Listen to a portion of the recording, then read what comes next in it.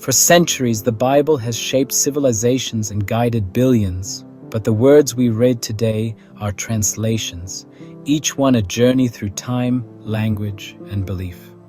The King James Version reigned for over 2 centuries, its poetry echoing in churches and homes, its purity unmatched even until this day. But with the Counter-Reformation, new manuscripts surfaced. Scholars saw this opportunity to bring in new translations, declaring them to be a more accurate reading.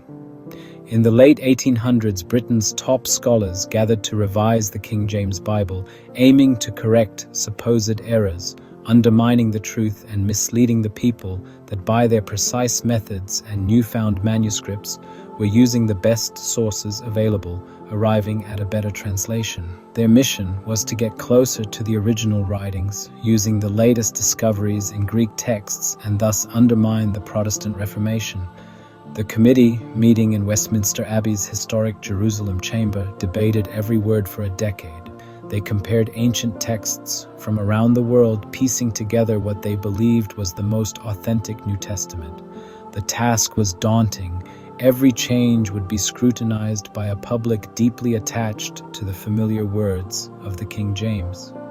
For many, altering the Bible felt like altering the faith itself. The revisers knew their work would spark debate, but they pressed on, driven by a sense of responsibility to bring forward a modern translation for a modern world. Their efforts were not just academic, they touched but entered the realm of spiritualism and undermined the words of Christ. The stage was set for a controversy that would echo for generations. The world was changing, and so was the Bible.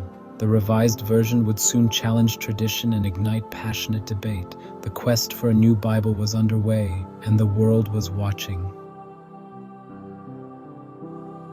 At the heart of the revision were 2 scholars, Brookfoss Westcott and Fenton John Anthony Hort, 2 scholars who were led by spiritualism to undermine the work of the reformers. They were friends and Cambridge professors. They spent decades studying the 4th century Greek manuscripts, subtly introducing them as the oldest to the apostolic writings, which proved to be a lie. Their new Greek text, the Westcott and Hort text, became the foundation for the Revised Version.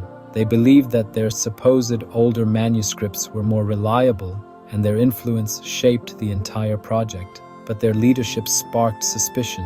Some feared their scholarship was changing doctrine, not just correcting grammar. Private letters and committee secrecy fueled rumors of hidden agendas. Critics accused them of redesigning the faith itself.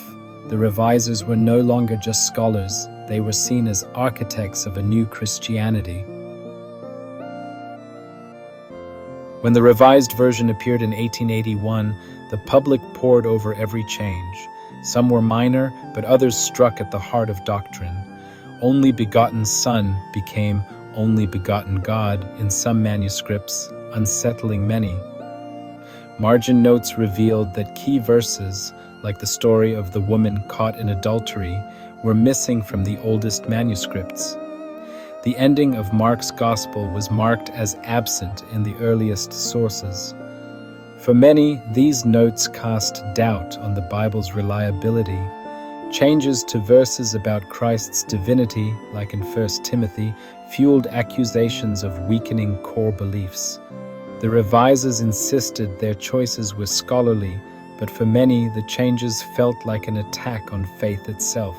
Satan was working through the minds of these 2 scholars. The debate was no longer about language, it was about the very foundation of belief.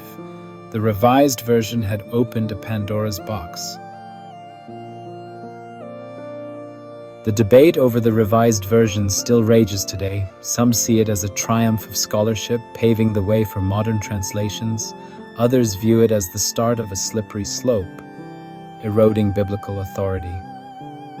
The question remains, how much can a holy book change before its meaning does?